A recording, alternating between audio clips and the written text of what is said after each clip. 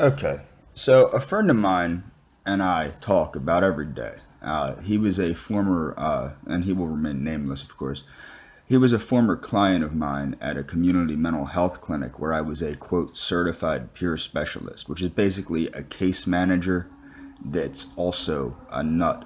Okay, so how it works is this. Now, I did go to school for criminal justice, and I did have all the goody psych classes and crisis intervention classes and all that good stuff.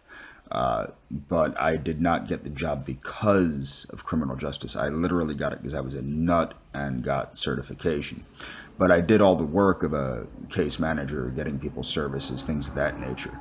Now, during this time, this gentleman and I have one thing in common. We were both homeless at one time.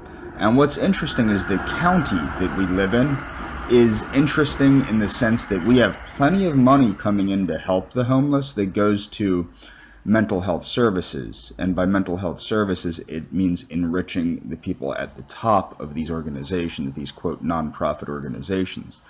Why this is interesting. Now, one thing I do want to point out to anybody that's scientifically minded, that has taken psychology courses in college, can quickly tell you psychology isn't even remotely a science.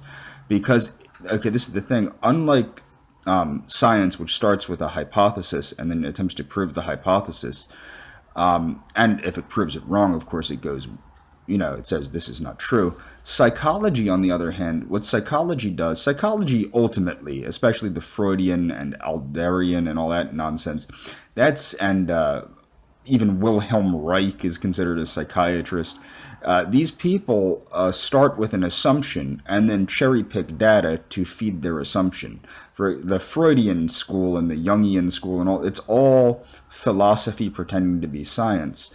Or philosophy, even worse, it's philosophy pretending to be medicine. I wouldn't let a philosopher operate on my heart, but every day people go and they let philosophers operate on their brains with highly powerful psychotropic medication. Now, what I'm getting at is this. One, mental health, for the most part, should be the realm of neurology. It should be the realm of pediatrics. It should be the realm of legitimate medicine, but it's not. It's put in the hands of people that are nuttier than the people coming in for help. And I know this because I've been on both sides of the couch, or both sides of the desk, so to say. I've worked with therapists that are far more neurotic than any person that came, well, maybe not any person. There are people with legit severe delusions. And mental health is a real issue. Don't get me wrong. People really do have mental health problems. But the problem is that the psychiatric medicine, as they call it, is not medicine. There's never been a physical or a test done to disprove diabetes or anything that I'm aware of, or that any of my clients were aware of in a community mental health setting. And there's times, like, for example, my girlfriend's friend's mother passed away because she had an undiagnosed brain tumor because they thought she was just getting nutty and gave her some benzodiazepines. And what I'm trying to get at is the mental health in general is not a legitimate form of medicine. It is instead a belief system that has become highly profitable. And if people start to poke holes in these idiotic theories, they tend to be without a job. But mental health also, if you look at the county levels and the state levels and the federal levels, such as the military, you will see that mental health is being used as a means to employ thousands upon thousands of people that really should have never had jobs. For example, a therapist that was allegedly a drug and alcohol therapist, though I don't think he couldn't spot a drunk in a bar, if you want my opinion. I remember one of my clients who was a heroin junkie.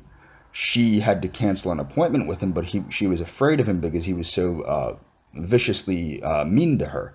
So I canceled the appointment because she had to waitress. She had to make money. And he actually said, and I quote, "That's not like it's a real job." And that's the mentality of these people. These people that probably could not hold down any job. And don't get me wrong, people like me and other people are genuinely whacked out. But I can tell you this, they ain't getting help from the mental health system.